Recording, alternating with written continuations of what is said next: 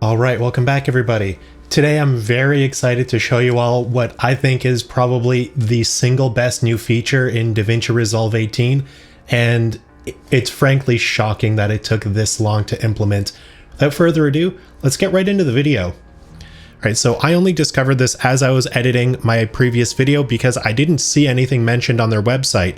But now if you go into Fairlight and you try to open up the effects section, which is going to be over here. If you don't see your mixer, just drag it out there.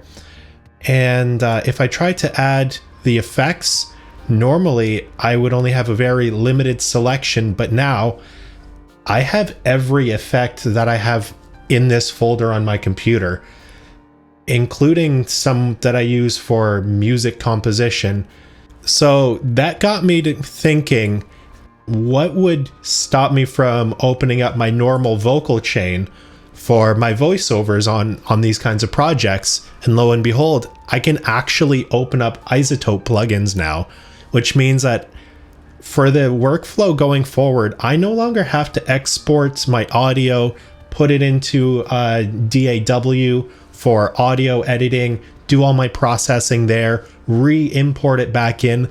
I can just do it all right here in DaVinci Resolve and not have to do any of the editing or any post-processing in a separate audio software. And that's an absolutely huge time saver.